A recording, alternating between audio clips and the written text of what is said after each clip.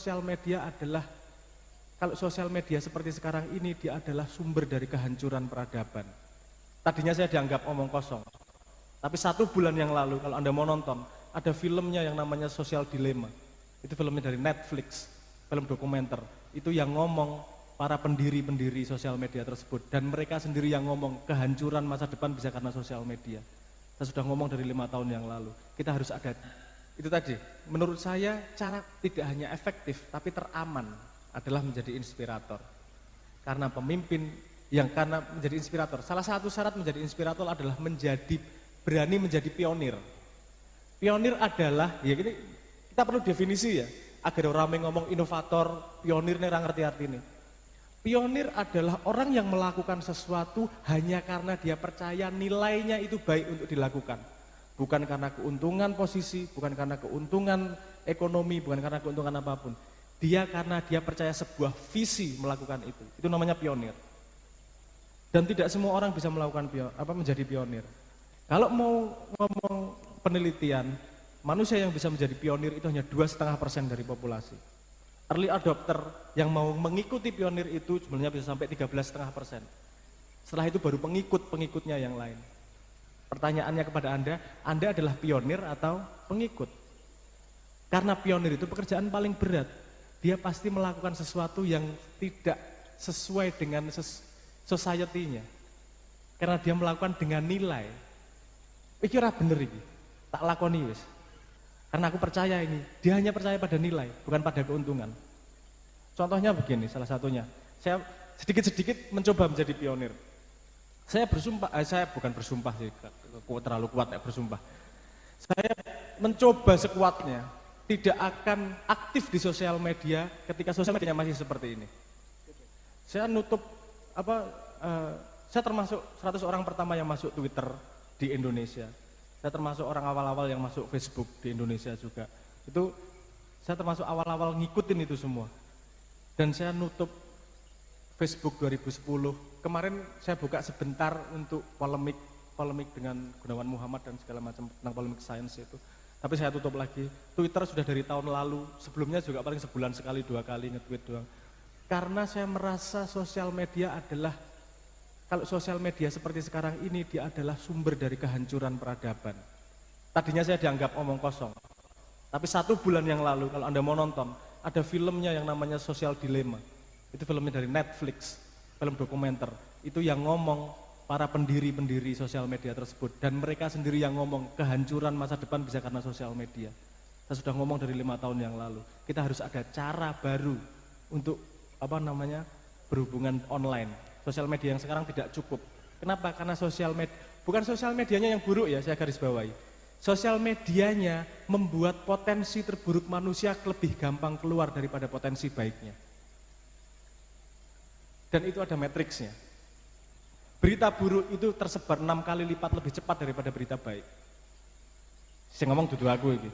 Ada datanya, ada penelitiannya. Nah, dan saya ngomong para pendiri-pendiri itu tadi. Bayangkan sebuah society di mana yang tersebar adalah berita buruk terus 6 kali lipat daripada berita baik. Mereka akan semakin tidak percaya sama yang lain, mereka akan semakin curiga sama yang lain. Anda bisa melihat 10 tahun terakhir perkembangan geopolitik dunia semakin seperti apa. Ini semua akibat karena sosial media. Nah, tidak memiliki sosial media itu jadi hujat di mana-mana. Ngapa cuma punya gitu aja, puan fun-fun aja kok. Aku percaya ora pokoknya. Kalau saya belum buat sendiri sosial media, buat sendiri. Karena gini, sekarang sosial media semua dibuat seperti itu karena tujuan sosial media bukanlah melayanimu. Tujuan sosial media adalah mencari duit, yang dijual adalah kamu. Paham nggak? Nggak masuk akal ya? Loh, kamu pakai sosial media gratis, yang bayarin siapa? Yang bayar iklan. Iklan itu kalau kamu nonton dia dapat duit, kalau kamu beli dia dapat duit, sehingga dia harus memprofil dirimu sedemikian rupa. Di dunia, industri yang menyebut pelanggannya sebagai user hanya 2, yaitu sosial media dan narkoba. Pengguna narkoba dan pengguna sosial media. Kenapa? Yang dijual adalah orangnya, adiksinya. Saya merasa ini kalau nggak ada arah lebih baik pada sosial media. Kenapa sosial media? Karena sosial media adalah tempat perang baru milenial. Ini mau ngomong di 9 bulan ke depan seperti apa.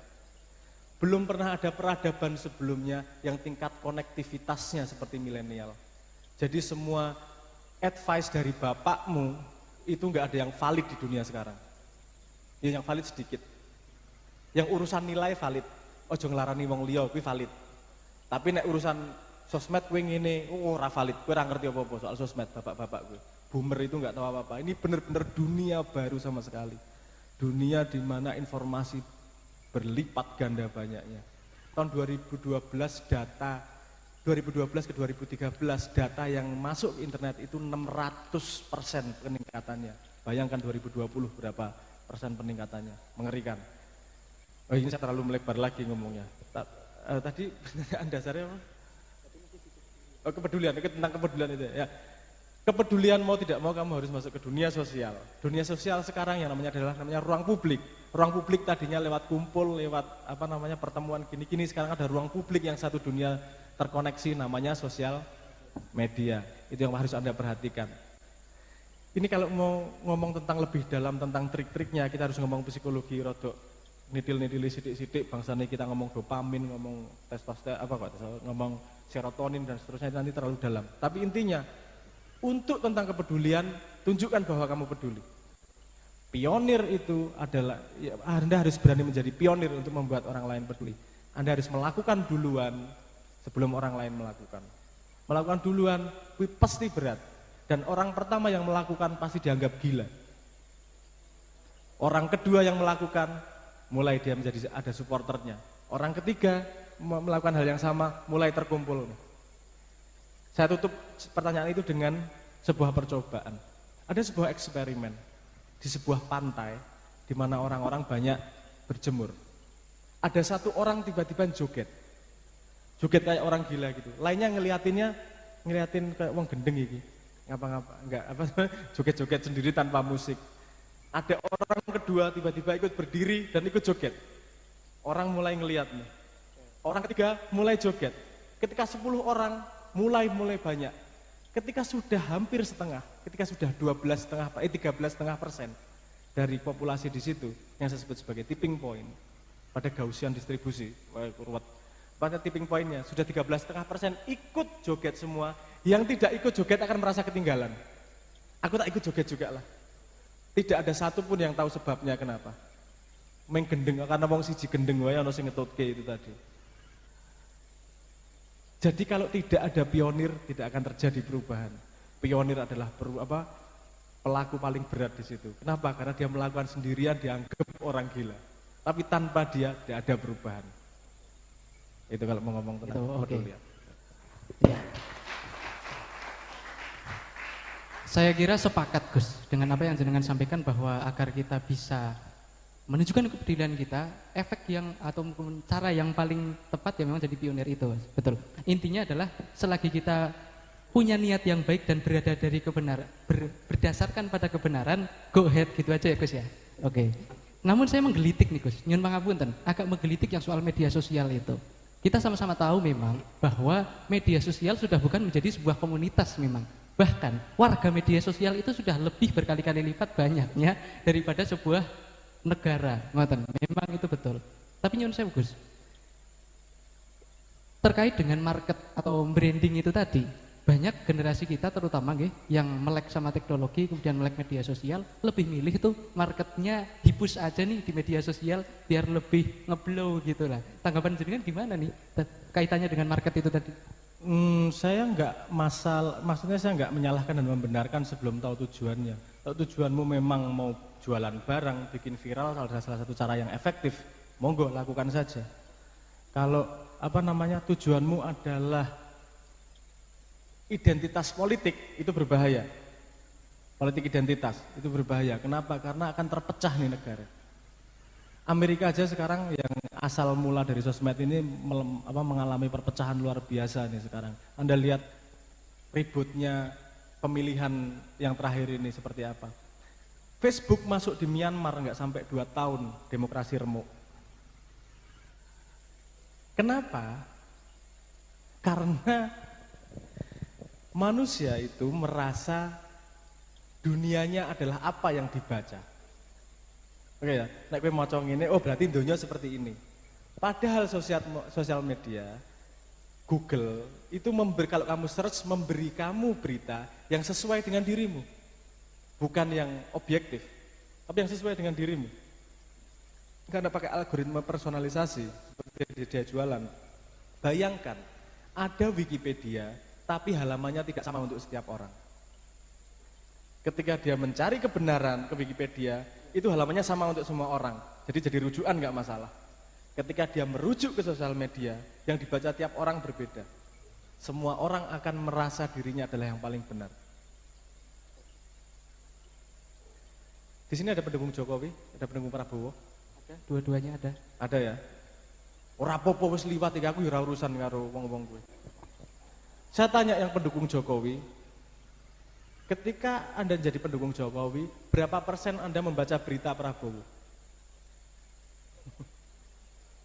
Ketika Anda pendukung Prabowo, berapa persen Anda baca berita Jokowi? Saya yakin sangat sedikit. Satu, karena kamu disediakan oleh sosmed dan algoritma untuk menemukan berita-berita seperti yang biasa kamu baca. Nomor dua, kamu nggak tahan juga baca yang berlawanan sama kamu. Nggak rakuat hatine. Kok gue pendukung Jokowi ternyata Prabowo no apike. Ngono ki ra enak hatine mesti. Pengennya pokoknya jelas aku bener gue salah pengennya ngono ki. Itu bias kognitif namanya. Itu masalah yang berbeda lagi. Jadi bias kognitif manusia ini teramplifikasi oleh algoritma dari sosial media tersebut. Ini yang membuat divisi, yang membuat perpecahan luar biasa. Tidak hanya di Indonesia, ini masalah dunia ini. Nah jadi apa namanya? Tadi pertanyaannya tentang menggunakan sosial media. Saya yang ngomong yang berbahaya itu gini. Tadi ketika saya ngomong algoritma paham ya. Jadi kamu disodori sesuatu yang kamu biasa lihat. Kalau kamu habis ngelihat pakan kucing, iklannya pasti keluarnya pakan kucing semua, betul nggak? Kamu habis lihat kompor, HP, ya nanti yang keluar HP semua. Karena itu kemungkinan paling besar kamu beli, ya kan? Karena tujuan sosmed kan biar kamu beli juga iklan itu. Itu algoritma baik untuk jual beli urusan selera. Tapi kalau untuk urusan kebenaran, bahaya. Karena kamu hanya disodorkan hal-hal yang kamu sering baca. Anda tahu komunitas flat earth nggak? Komunitas bumi datar. Ada di sini anggotanya. Anda lihat mereka sangat yakin benernya. Karena kalau dia buka internet nyari yang dibaca yaitu Kapten Bird, Admiral Bird, ya macam-macam lah. Oh enggak cuma bumi datar, ada bumi growong barang. Belum terkenal nih di Indonesia, bumi gerowong ini. Jadi teorinya bumi nggak datar, tetap bulat, tapi ada lubangnya di kutub utara sama selatan, di tengahnya ada matahari. Jadi ada peradaban dalam bumi dan ada peradaban luar bumi. Wah asik, menarik lah. Dia sangat percaya kebenaran itu karena yang disodorkan itu terus sama yang dia tonton oleh algoritmanya disodori itu terus. Sehingga dunianya jadi katak dalam tempurung. Ini dengan kata lain, sosial media membuat kita menjadi katak dalam tempurung. Siapa yang bisa memecah adalah kita sendiri. Kalau kita berani untuk membaca informasi yang berlawanan dari yang kita percayai. Dan itu gak enak, gak susah. Gue iki golek paling seneng dibenerke, nek disalahke iki ora seneng. Padahal untuk kedewasaan kamu sangat perlu dikritik, kamu sangat perlu disalahkan. Tidak ada sesuatu yang benar dalam dirimu. Wes tok tak jamin. Sing tok anggap bener saiki kuwi bukan kebenaran. Yang kamu anggap kebenaran sekarang adalah kesalahan yang belum kamu pahami, wes tak jamin kuwi. Kurang paham wae salah. Karena pengetahuanmu baru segitu. Nanti lebar lagi salah meneh, lebar lagi salah meneh, lebar lagi salah meneh. Enggak mungkin orang mencapai kebenaran sak bener-bener. Jadi jangan terlalu fanatik dengan kebenaran karena itu menghasilkan bias kognitif. Kita itu sangat mudah. Bias kognitif adalah bagaimana kita memproses data tapi diatur sedemikian rupa. Ini cewek-cewek banyak yang sering belanja. Anda kalau ngelihat diskon 300.000 coret jadi 100.000, itu langsung wow ini gigi menarik ini. Itu trik itu. Itu namanya yang disebut sebagai anchoring. Karena Anda melihat 300.000 sebagai anchor pertama. Ketika itu dicoret, harga berikutnya jadi terlihat murah. Kalau 150 sendiri nggak ada 300.000 coretnya, Anda ngerasanya mahal masih. Ya, dah. Ya, banyak trik itu dilakukan oleh sosial media. Anda tahu kenapa refresh-nya ke bawah? Narik ke bawah itu loh, kayak ya tahu kalau apa Instagram narik ke bawah itu dari refresh.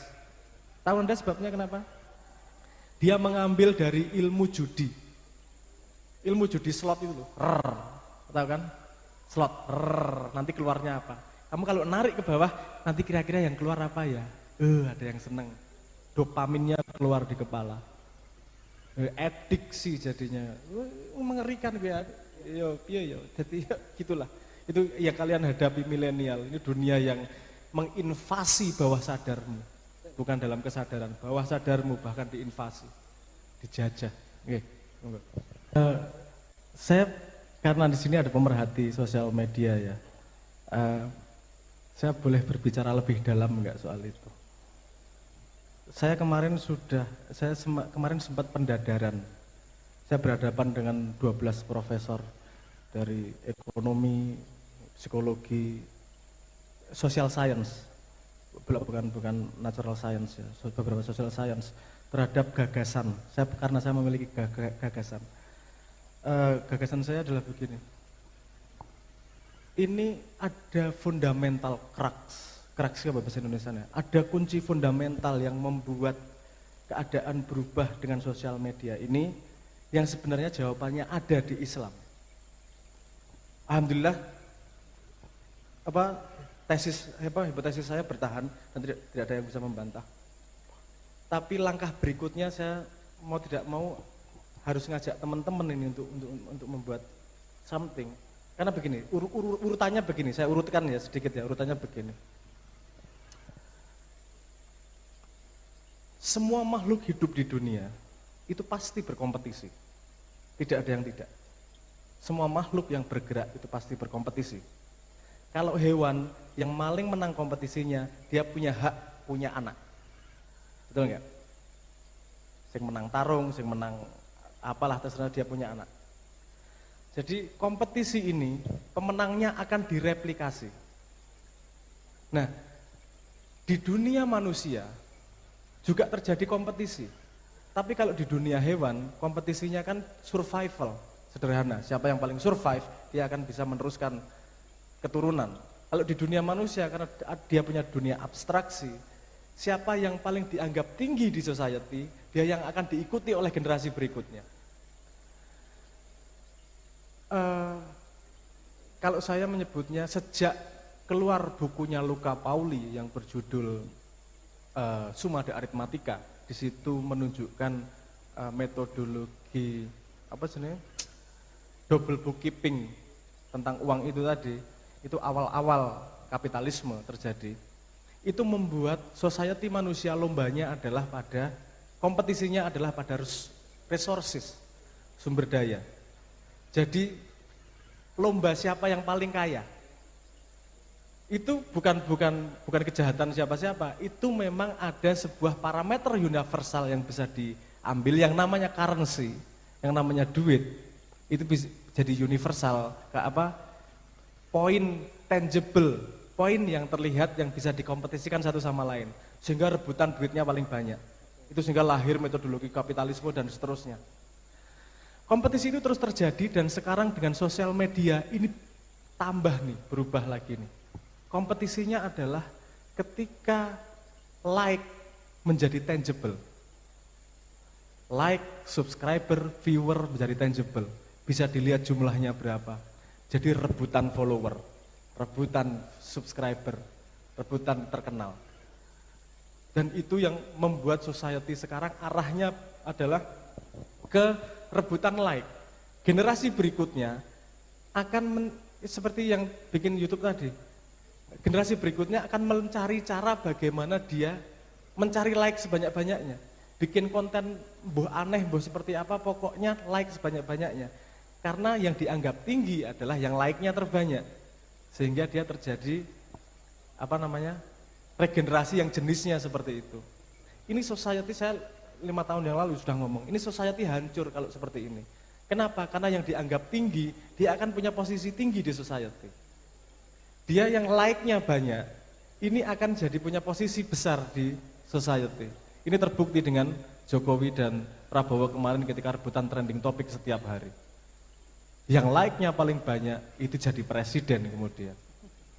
Ini kalau pemimpin kita berdasarkan suka, bukan berdasarkan kapabilitas, efeknya adalah yang buat undang-undang Anda adalah Mulan. Tahu Mulan? Makhluk paling seksi di dunia itu loh. Dia jadi anggota DPR yang menandatangani undang-undang yang akan dipakai orang seluruh Indonesia. Dia di situ, saya nggak ngomong dia tidak kompeten ya, tapi jelas dia menang di situ karena popularitas, bukan karena kapabilitas. Gimana sebuah society dipimpin oleh popularitas, bukan oleh kapabilitas? Kita bisa lihat sendiri banyak negara sudah mulai hancur karena kepemimpinannya adalah dari popularitas, sehingga lahir populisme. Dalam geopolitik 10 tahun terakhir, populisme sangat tinggi. Nah, hipotesis saya adalah begini. Di Islam di Islam punya hipotesis tentang ini loh. Kamu berlomba boleh loh. Tapi lombanya dalam kebaikan. Fastabiqul khairat. Islam mengatakan lombalah dalam kebaikan. Cuman kebaikan ini belum tangible sehingga tidak bisa dijadikan lomba bersama. Siapa yang paling baik? Siapa yang paling bermanfaat untuk orang lain? Yang seharusnya kita hitung adalah yang paling banyak manfaatnya ke orang lain, bukan yang paling disukai. Karena kalau orang punya manfaat ke orang lain lebih banyak, berarti kapabilitasnya lebih tinggi pasti. Kan gitu. Jadi parameter sosmed yang baru seharusnya bukan urusan like saja. Like nggak apa-apa, tapi juga urusan kapabilitas terhadap sebuah ruang kajian tertentu.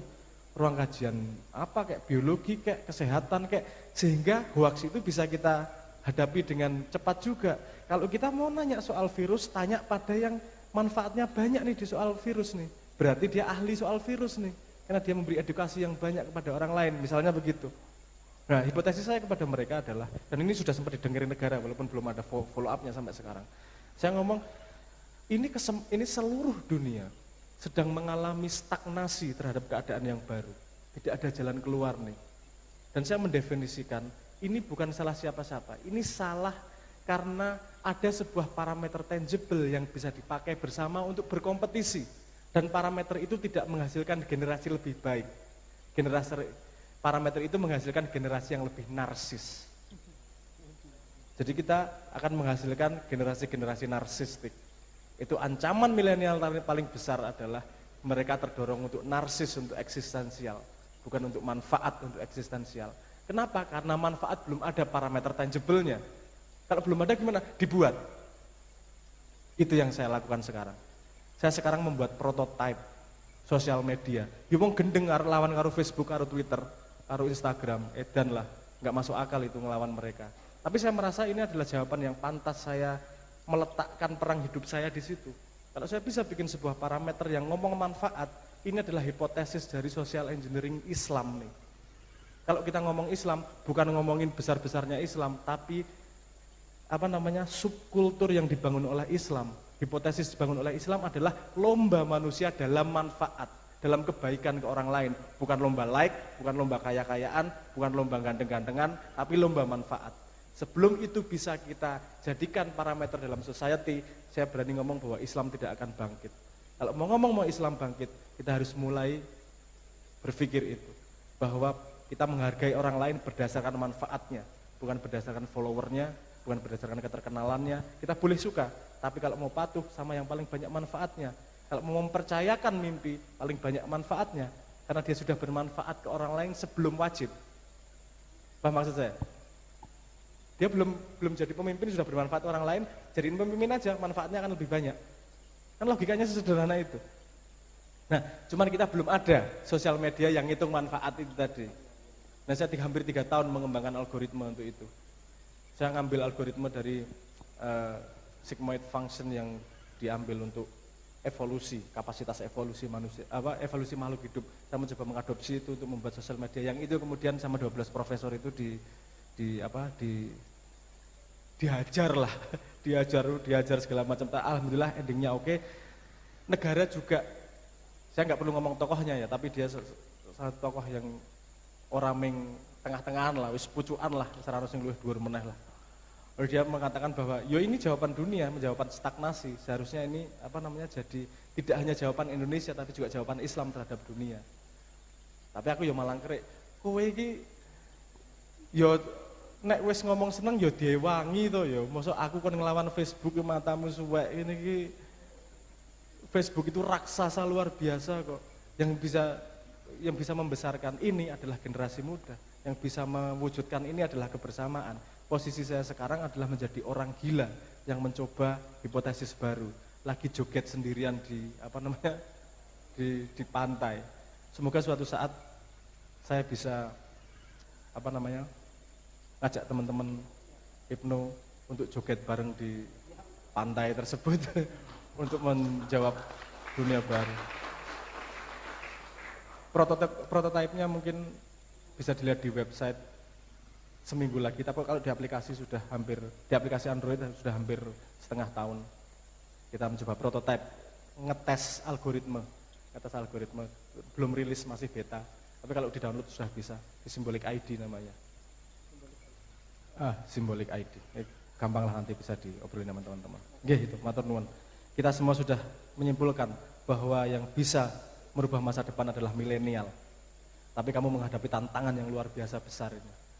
Karena kamu masuk sebuah keadaan yang belum pernah ada sebelumnya di dunia. Jadi ini kalau melihat tantangan besar sekali. Kalau melihat kesempatan, ini kesempatan Anda merubah dunia. Mau atau tidak mau itu di tangan Anda. Monggo.